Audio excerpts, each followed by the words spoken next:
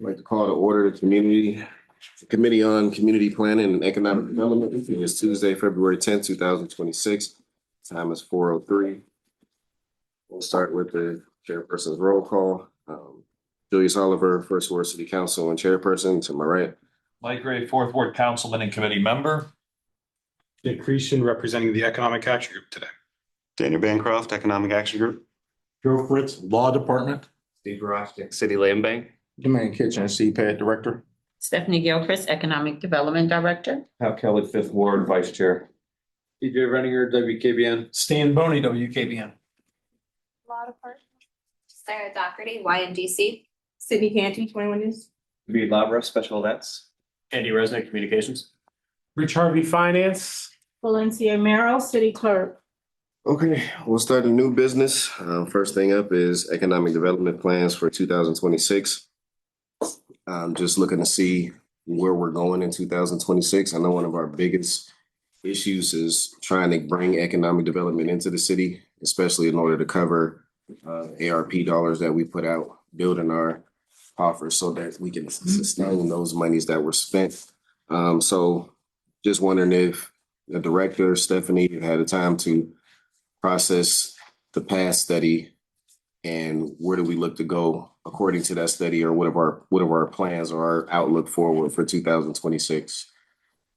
So through the chair, I'll start and then I'll turn it over to Stephanie.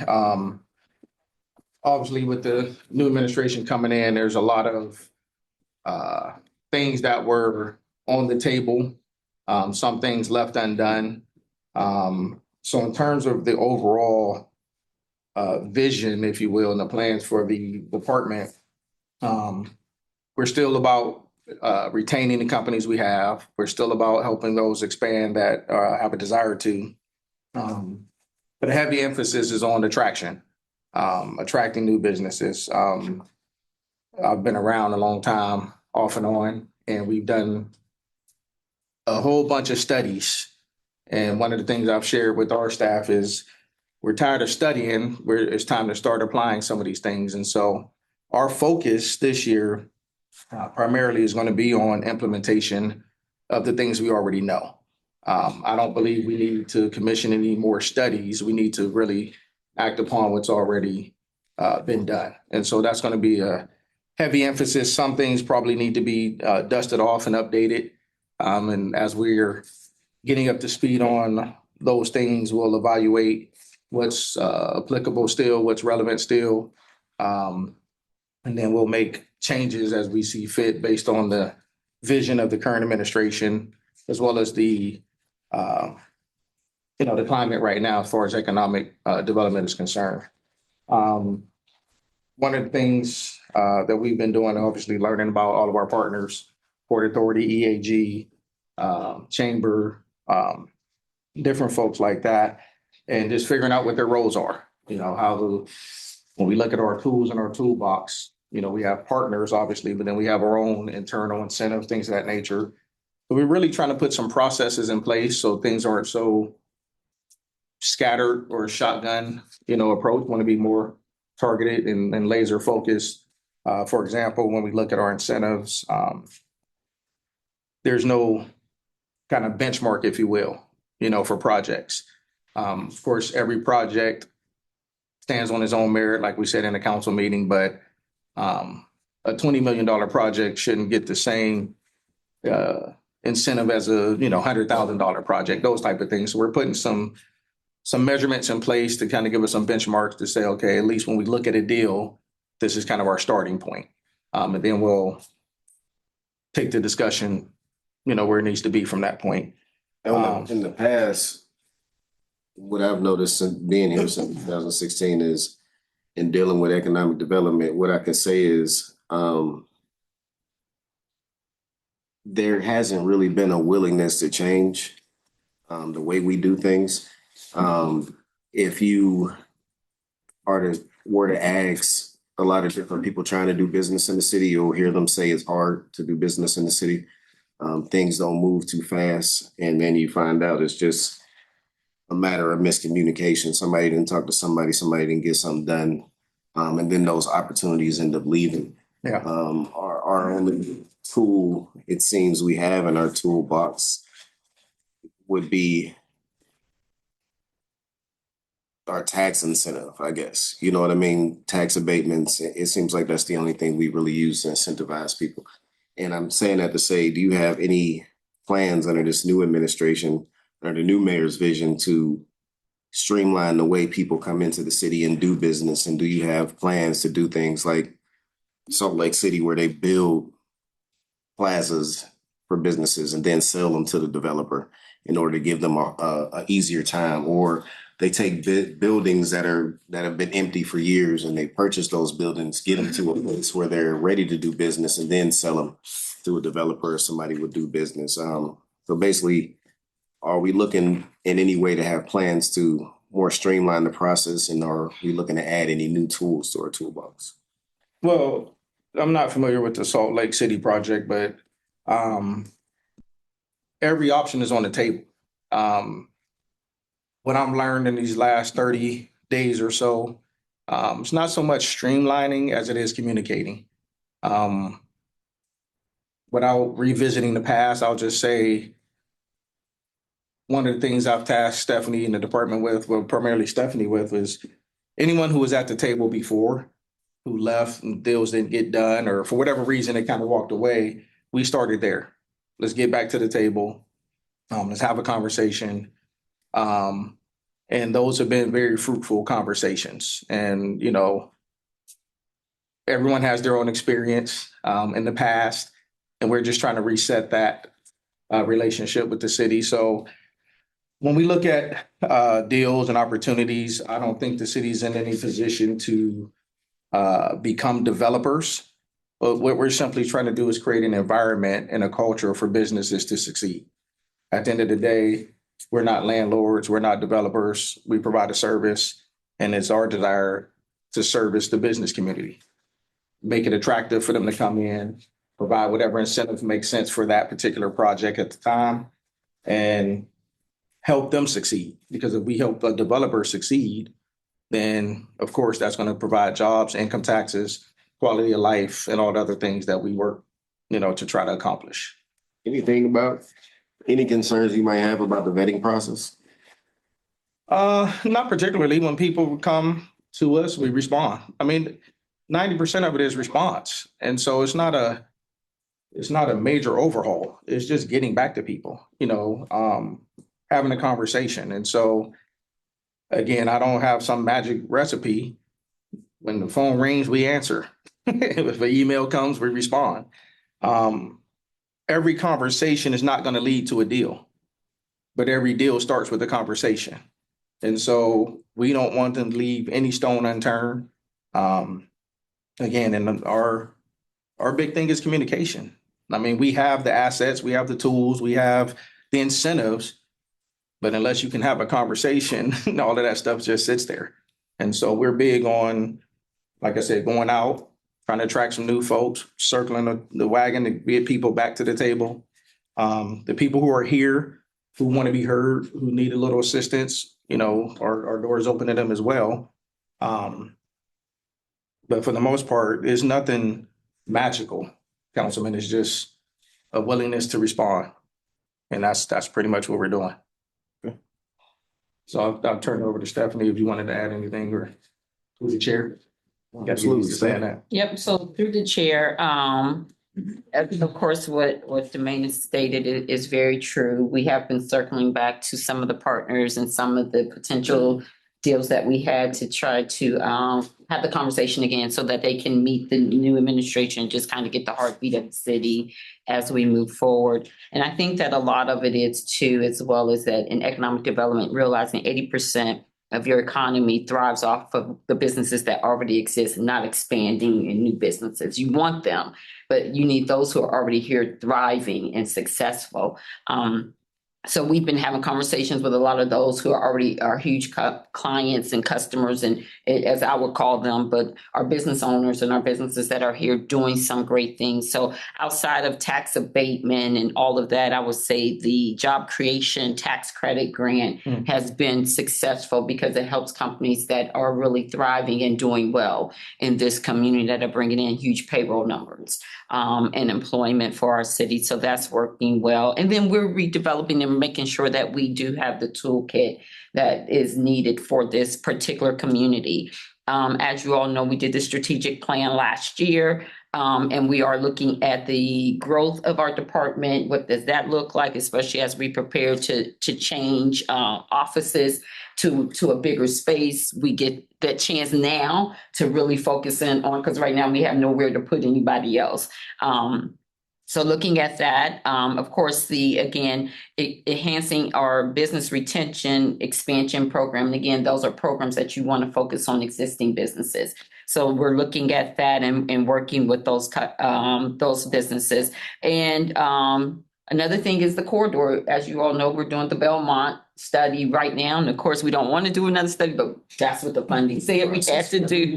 So we have to do a study. That was already in progress. So we have to finish that so that we can now get the dollars to implement the plan. So if you realize, or if you remember, the corridors were huge for us.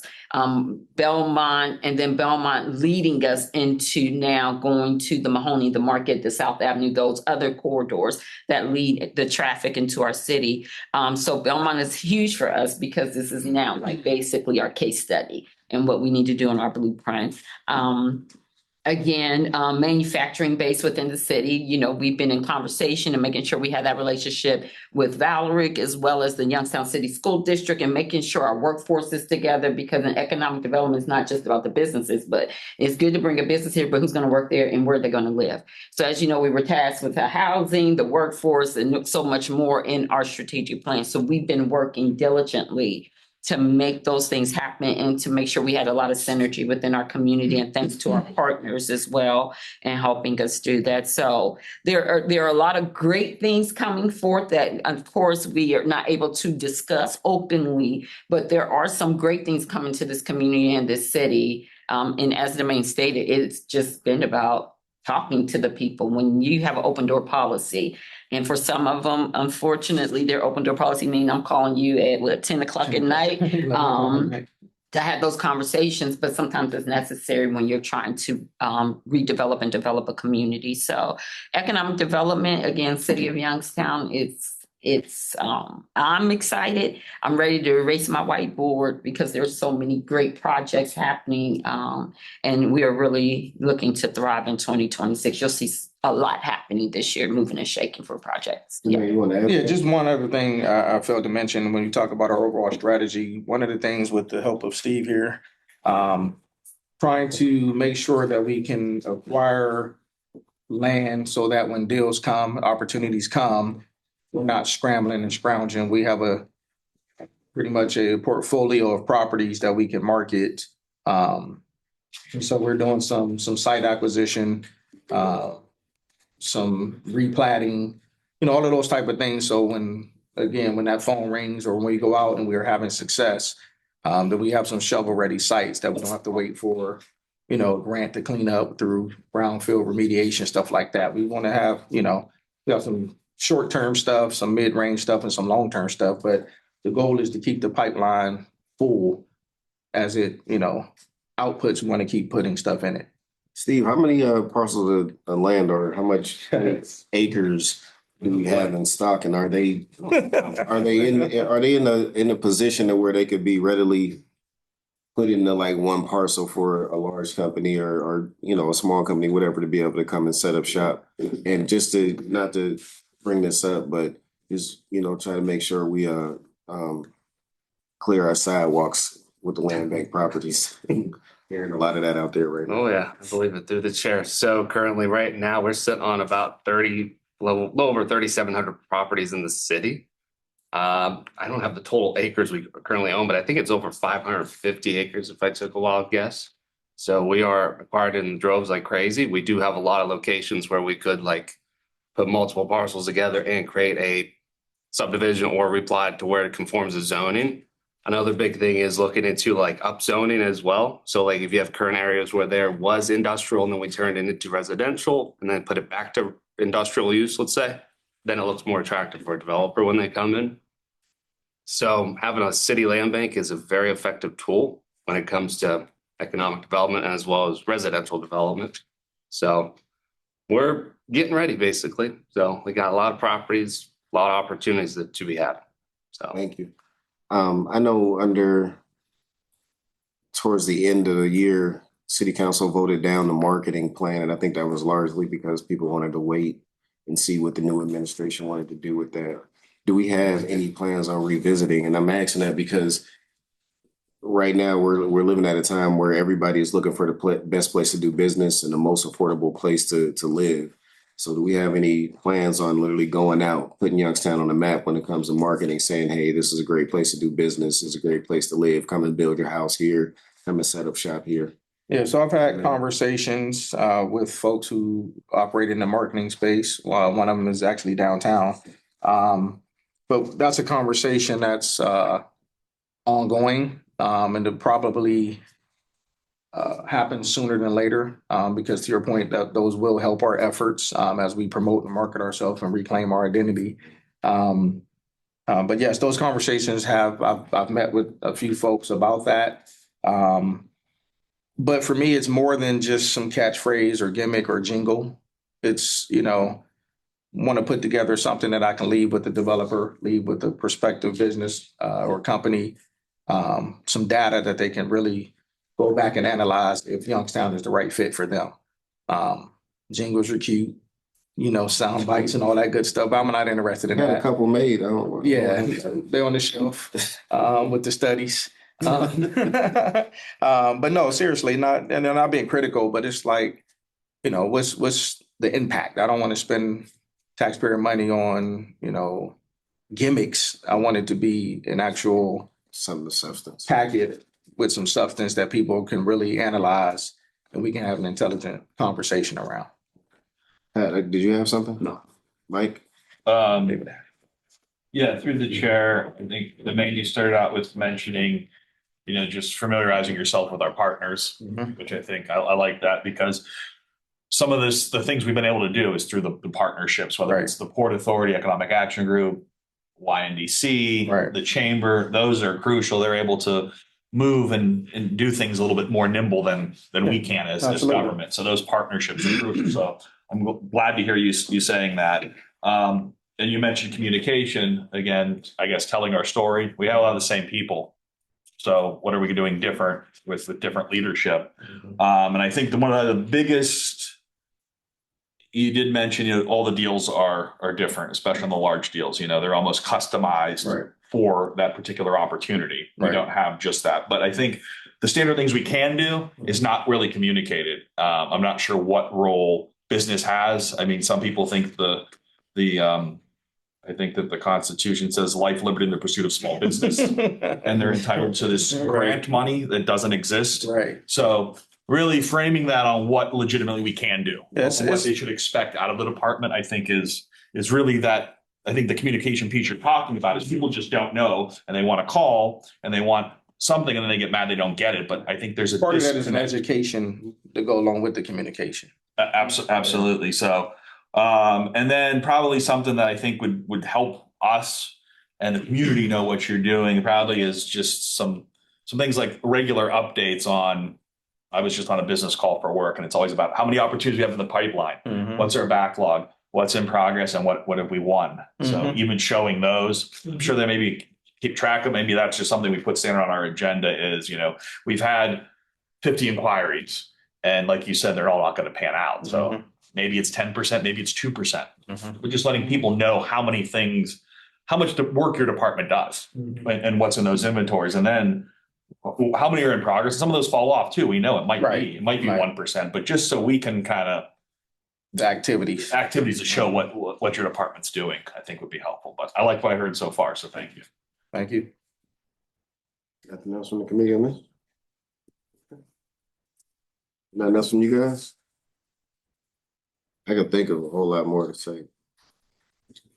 I'm eager to. No need. We can move on to topic 2. Thank you for that synopsis. Downtown strategic plan. Nick, Fran? Through the chair, so we'll flash back to August 2024 here, and we were fresh, I don't want to say out of COVID, but following a lot of the shutdowns. A lot of our construction was almost complete, and then we were just dealing with the explosion at the Realty Tower. Downtown was at a juncture where City Council had allocated dollars, small business grants, things to keep downtown alive. But with the remaining portion of those dollars, the committee that was helping allocate the grants and disperse that put out a call for a $25,000 plan with those remaining dollars. And that's what you see here today, except we've leveraged the $25,000 that the city originally had and have turned that into $200,000 worth of work to benefit downtown Youngstown. Sources, obviously the city, the Chamber Foundation came in as a part of that. And the Jobs Ohio planning grant, the largest of its kind that has been awarded across the state, was awarded to downtown Youngstown. That was not something that could have been used for businesses or anything like that. That was specifically for planning. So that was not anything we took away from the businesses, but we were connected to them through our local network partner, Lake to River, with another $100,000 from the Youngstown Foundation funded for implementation of the plan. Partners working on it with EAG include the city, the chamber, Town Center Associates out of Beaver, Pennsylvania. They're helping us with the downtown retail analysis. You'll see our project service area and where that retail study is really taking place. And then working with the Greater Ohio Policy Center on a peer city analysis, looking at what cities within the same legal environment we're working in within ORC here in Youngstown, how are they addressing a lot of these issues? So they're taking a look at, I think it was 7 different cities and downtowns across the state to come together here, or to come together with solutions for downtown Youngstown. How did we see what our priorities were? It was fed strictly through community engagement. More than 750 plus responses. That was in the form of interviews, a patron survey that had 585 responses. We worked with an honors group at YSU to see what the students wanted, bridging that connection from YSU to down here. And there's going to be continued engagement and meetings and conversations there as well. But you see what the priorities started to be in terms of communication and how do we work with government? How do we promote the visitor experience when you come to downtown? As well as reactivating spaces and parking and the usual things that you would expect to hear. But this is a data-driven way for us to really take a look at what are the highest priorities and how do we address them in the recommendations. And at the recommendation stage here, we're all tired of plans. I quoted Hunter Morrison yesterday, but we're turning plan from a noun to a verb. We're not letting it sit on the shelf. We have recommendations that are ready to go in terms of the short term and long term. Short term are obviously things that are more thorns in the side, cheaper solutions, things that we can do in the immediate. Long term is looking at how do we shape the long term economic and community development deals that are multi-million dollars or multi-year processes to shape the future. But we can better our chances by bettering policy, bettering the framework in which developers can work. So we're taking a look at both the quick and easy, but also the long term that can shape the big large scale development into the future. We've seen some success on the short term as it comes to some of the calendars that have already started to be distributed and to all the businesses downtown, as well as the launch of the ambassador program, but also staying engaged with the new administration to make sure that this plan is in alignment with not only economic development, but law department, code enforcement, all of the departments, downtown events. We've had a great working relationship with David and communications with Andy, making sure that these are saleable points that can be not just silos or things prescribed on a page, but actually workable within a staff and capacity at the city level too. So part of that recommendation page is going to include the team that should be a part of it. But maybe I'll pass it off to Daniel to just talk a little bit about implementation, and then we'll answer any questions for you. I think Mike had something. Oh, sure. I'll let, I guess, Daniel go. Yeah. And then I'll ask after that. I don't want to disrupt the. Sure. So as Nick mentioned, we have $100,000 through the Youngstown Foundation to take care of some of those low hanging fruits. We want to see immediate change come from this downtown plan because although we have, the 3 to 5 year vision for downtown, we also have things that can be done right now. And like Nick said, the downtown calendar events, you see those posted throughout downtown. We've delivered 125 of those every month since September, I believe. But also we want to see parking signage be installed so we can clearly find parking throughout downtown. Additional marketing to be had for downtown businesses and events, and also wayfinding maps so that visitors, when they're coming to downtown, parking at a clearly marked parking lot, they can also see where they're going to different events, restaurants, and so on. A few other main areas that we'll be focusing that budget on: business engagement and support, programming and events, and more accessibility pieces. We'll be working with the Regional Chamber and Youngstown Cityscape to implement the budget. Cityscape has some items for live music sponsorships for First Fridays, but we'll be working through the next couple of quarters of this year to start implementing our recommendations. So, any questions? Like, Yeah, just maybe this is an educational component or an informational component, but I know that most of our downtown entertainment focuses around our bars and restaurants. And that's where we get the biggest criticism that the decrease in things that have activity, some are our fault, some are not, the disruption that occurred, that we saw a decrease with those. But I think an elephant or something that people aren't addressing is alcohol consumption is at a 90-year low. That it continues to decrease. I think from 22 is at 67% of Americans drank, and now it's down to 54%. So that market of what we're doing. So I don't know how we replace that or do activities that actually cater to a different crowd or healthier lifestyles. And even if people are coming out and engaging, they're probably not having the number of drinks they once did. And I think not understanding the market or communicating that, people just think, well, they're not coming here.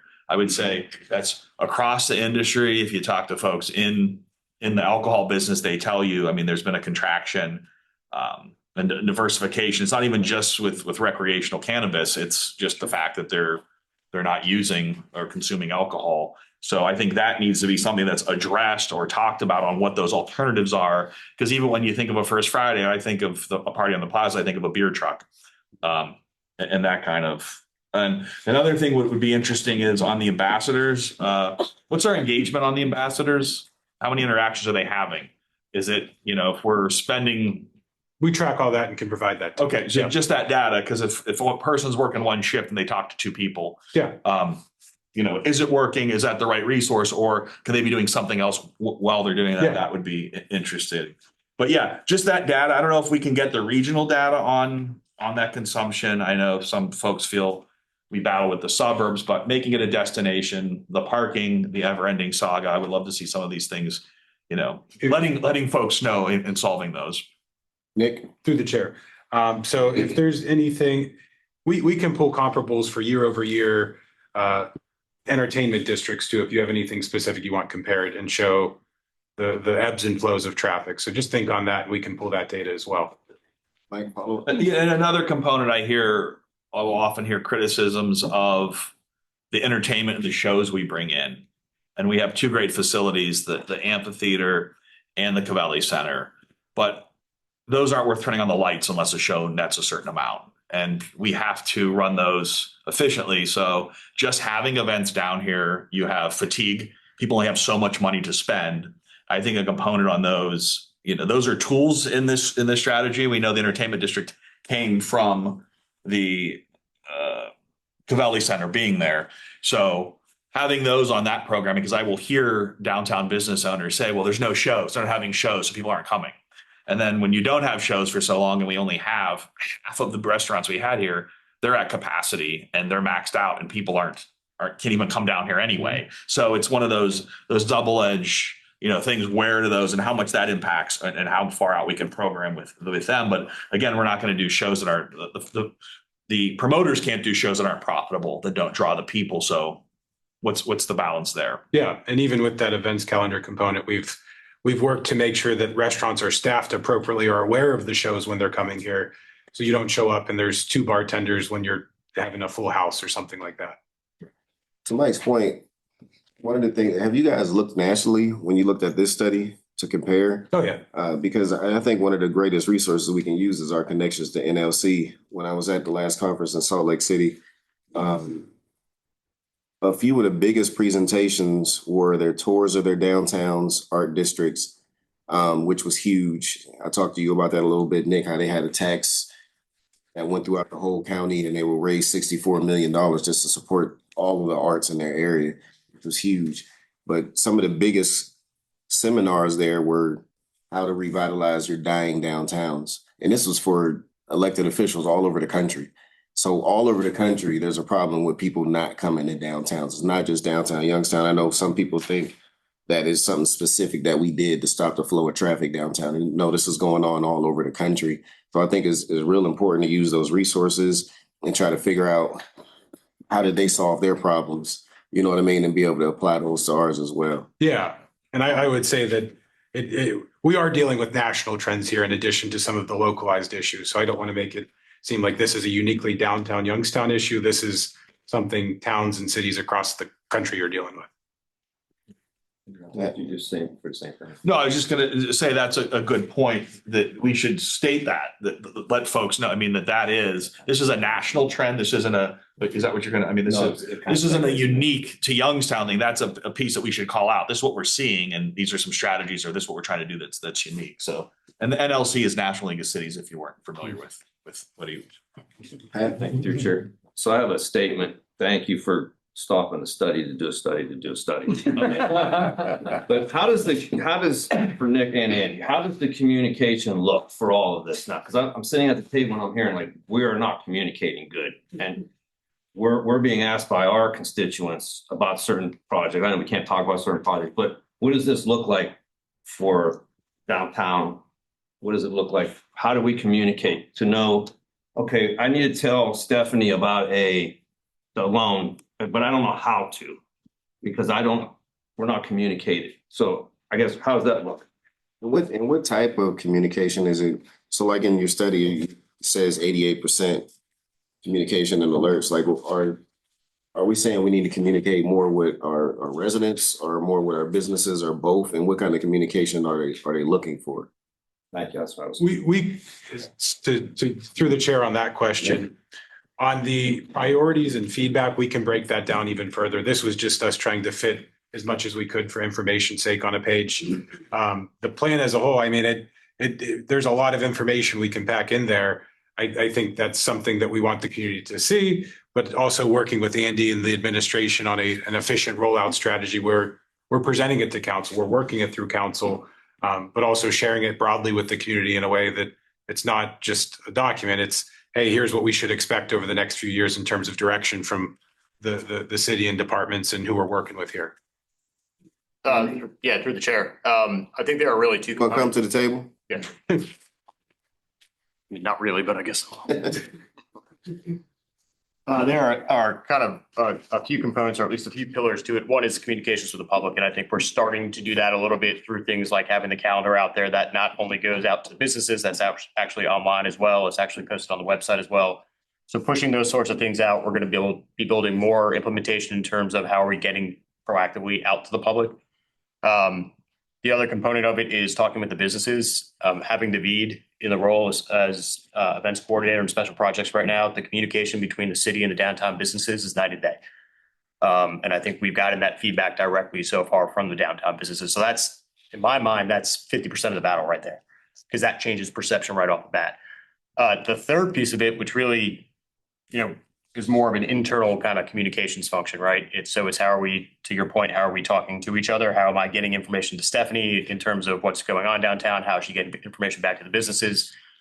Really speaks to, I think, just the communications processes and capabilities within the walls of City Hall, both for us to do internal communications and external communications. So one of the things that the mayor has tasked myself, David, and Rick Deep with is doing a very deep dive into our capabilities right now from a communication standpoint, and coming out with a recommendation to him on building a fully comprehensive communication system for the city looks like.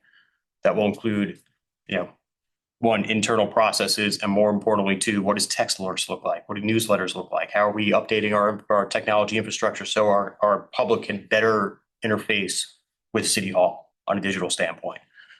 It's overdue, it's needed, and I mean, if it answers the question for here, we're working on it pretty diligently right now. We just had a meeting today talking about it. David, To the chair.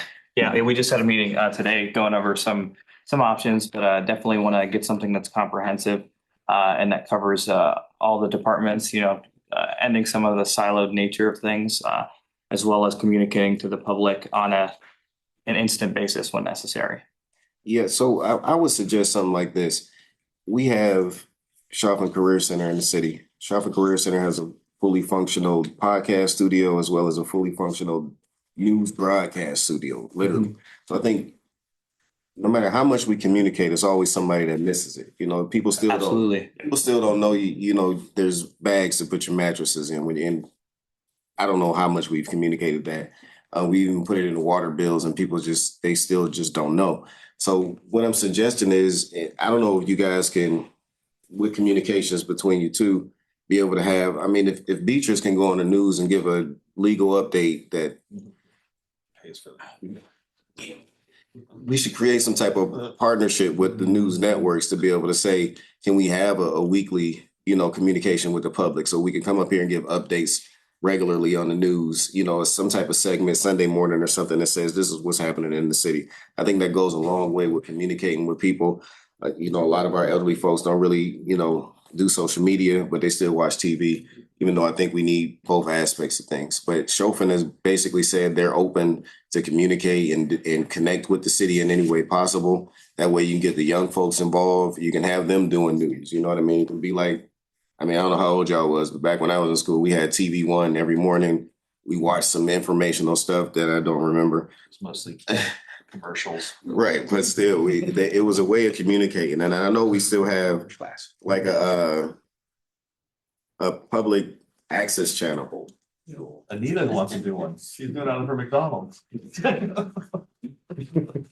not McDonald's anymore. Through the chair, I mean, Town. so we've been working on some video broadcasting elements as well, and haven't been able to roll anything out yet, but hoping soon. Yeah.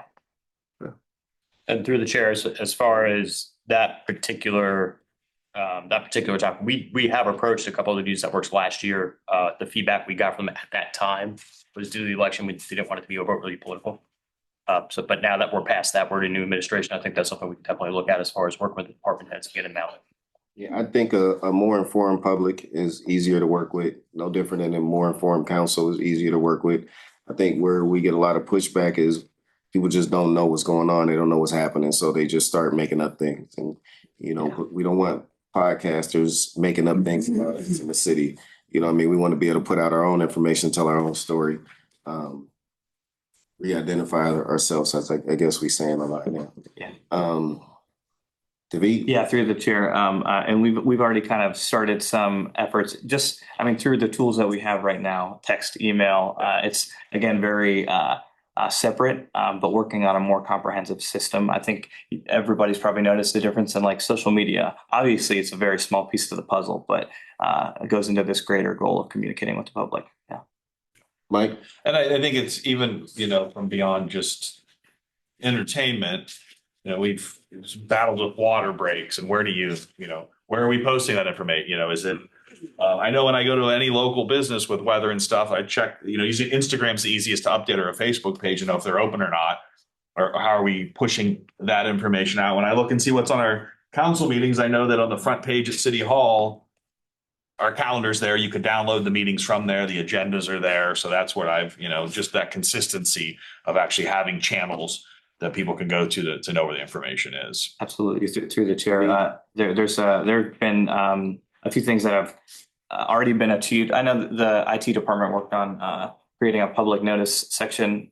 So they're on the website now. There is an alert when there's an active oil alert. That's something that didn't exist before. And there's a page that we're going to be using a little more consistently, preemptively before some of these bigger changes are happening. Through the chair, one of the things that what David was saying, one of the things that came out of the water boil alert was we did create it, youngstown.gov/alerts. That's just sitting there. So anytime there is something that we need to get up, we don't have to go create a page. We don't have to create content. It can just be dropped in there. We can push it out. Again, I think these are working with the tools that we have in place right now. And I think the goal that the mayor has kind of charged us with is how are we expanding upon those tools?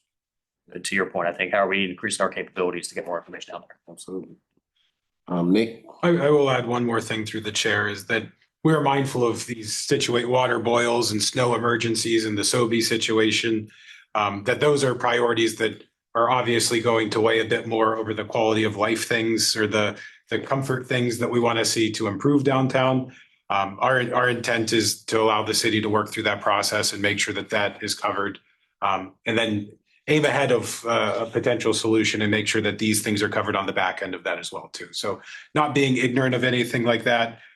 That came up a little bit later in our engagement process. So it wasn't something that rose to the top immediately, but understanding it is a pressing issue while also addressing some of the longer and short-term recommendations here too. And while we're still on topic of downtown, just to put it out there, there is a parking deck component with the new county building downtown, correct? For that structure, yes. So the county building, the parking, you can't use the Eastern Gateway parking deck right now. So there's no reduction in the amount of parking spaces because it's uninhabitable in its current state.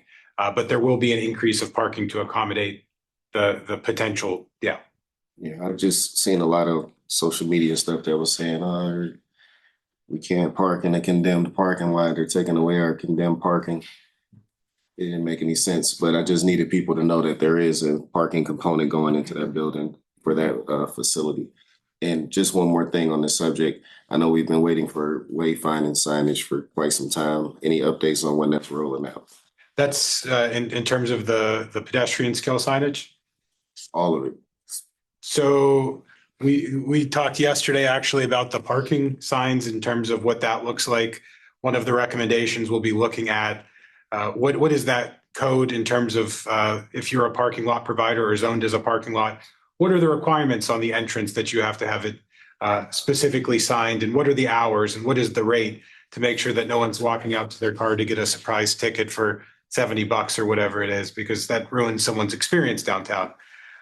In terms of the pedestrian scale stuff that we hope to put at main access points, gateways, parking lots, that's part of the immediate implementation that we should be here seeing. Yeah, I know that was an issue for the Keep Sweat concert. A lot of people left with $70 tickets, not knowing that, it wasn't open for parking in certain parking lots. So I think if we work with those partners to get a more clear understanding of if you're not going to have parking lot attendants out here for big events like this, what's the process of actually parking in your parking lot without receiving a $70 citation? Mike? Yeah, through the chair. I know a number of years ago, we passed parking lot legislation. I think it's been largely forgotten and not enforced with standards for the lots. And I think people don't understand that somehow it's overwhelming that this is private property. I don't think people realize they're parking in, and maybe universal signage or providing that even. It would save us the headache in saying this is a pay lot and here are the instructions on how to do it.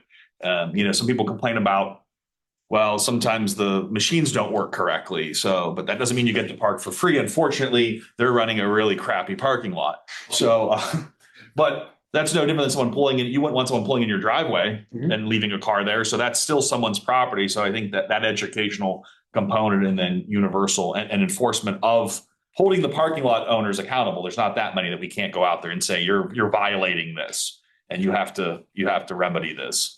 Nick? Through the chair, I think there's short-term solutions in terms of working through them on these issues. And I know there's faded signage and different lettering and verbiage, but helping them however we can make it as user-friendly as possible. And then obviously long-term from the system side of things in terms of potentially increasing that parking supply or figuring out solutions to have multi-use lots if it's 9 to 5 during the day and after hours usage but again, it's communicating and working with the private property owners, working with the appropriate folks at the city and development partners and putting those plans together. Yes. And sharing with the public in the process. There's nothing else from the committee or anybody else on this subject. Want to move to the last item? legislation update on vacant property owners accountability. So this legislation, the committee asked the law department to go out and look at legislation similar to other cities that says basically you can't have a property in the downtown area sit vacant or empty for any number of time without either having some type of plans for development, having it up for lease, doing something to the building in which it's not just sitting waiting for property values to go up so you can resell it or whatever plans you have to where a building is just sitting empty and boarded up. So Fritz, was you taking that? The chair, yes. I was assigned by the law director to do initial studies. Unfortunately, many of the things cannot be done because of the rights, the property rights. We can't pull someone's driveway and park there. You can't tell them what they have to do with their building. But there's things to do, like if there's damage to the building, we can be forced to be more structured with that. We have in place with our legislation, if they're in a particular area that's zoned, they lose their nonconformity rights after 2 years of being abandoned. That's something that can be used. It's already in the legislation, but it can be used. But an actual tool where we can be aggressive with it, we've not found anything that's significantly helpful at this stage. And I've been looking at it for about 2 or 3 days. And again, they have property rights. If there's not a violation of the building, if the building's habitable, there isn't a whole lot we can do to force them to give us a plan in advance, or to actually just to start development. They have the right to sit on their property, wait for the property rights, the values to go up. Mike? Yeah. Through the chair, those are good points, I think informative. However, the compliance, and we know we can find those buildings and they're not in code compliance. So we should be holding them accountable for those things at minimum. That needs to be done. And I think the education process too, when stuff comes through, the regulated use, if it's an exemption because it's a bar or a place like a tattoo shop, something that has a regulated use, it reverts after 2 years of not, just monitoring those or keeping track of those. I don't think we do. When someone comes through, some of these places have been vacant. I'm not sure, but the clarification, if it's being actively marketed or they're trying to sell it, I think it holds the status, but I'm not sure when it expires. Getting those some clarifications. Fritz? There's case law that indicates that upon a business closing or use ending, there may be some discussion about the specific ending date, but usually the court case law uses common sense and reason. The last employee was there that was making him a widget, but the president didn't leave till a month later. When they made that last widget, that's reasonably the time that building was not being used for that item anymore. So the case law for these individual ones would be what's reasonable common sense on what day it closed. When it goes to reopen, they have to go through various processes to get re-permitted either for their building plans and such. That's what needs to be looked at on have they went past what may or may not be that 2-year period of time. I don't know a way of tightening up those two processes. The zoning or the building permit system is there. They should be looking at when it was last used, especially if there's going to be major modifications. But again, if we're looking at something that's 2 years and a month later, I'm not sure when they do these developments, there's notifications that go out in almost 90% of them that is being done, where neighbors could come forth and say, hey, what's going on? So we have citizenry that can actually do some of their own protection. But as far as actively doing anything more than what we already have in place, there are very few tools. Again, this is not a done deal. I'm not done with this project as it's been only a few days since it was assigned to me. And we will look to see if there's something more we can do to be more aggressive to make sure we keep a fire to people, we can get development agreements and some other things coming on where we make it more attractive to other people coming in. There's a larger choice of areas they can go to, and we make some of these people to like, this is a chance for you to keep in compliance. Maybe you want to be more actively involved. So that's a lot of part we'll be looking at alternate ways we can do something, but as it stands now, there's very little we can do with private property owners. We can do a lot with code enforcement. Correct. And that's what I said. Yeah. Okay. Nick, have you had any chance to look into this subject? So through the chair, did not want to steal Attorney Fritz's fire here, but I just sent you something that we were looking at that we could talk a little bit more about. One of the things through the work with town centers that we are looking at what they're calling a vacant storefront ordinance. And it starts at the first floor and it's more of a monitoring type thing that we could look at, but we could talk more through that and see if that's something that could be approved by the law department or meet your standards and go from there. I'm not a lawyer, so I can't speak for you. Maybe have that ready for the next committee meeting. Through the chair, we'll see that, I'll look at what Mr. Christian sent to me. I'll verify what's going on with other communities and get back at myself or one of the other members of the law department on March 10th. Just want to make a way to move economic development along when it comes to our real estate downtown. Not trying to, be hard on any business or building owners downtown. We just don't want a situation where people buy things and just let it sit until, we'd rather know that there's something coming to that space eventually. That's it. There's nothing else from the committee. This meeting was strictly informative. And I think we can, take a motion to adjourn. I'll make a motion to adjourn. Second. You're adjourned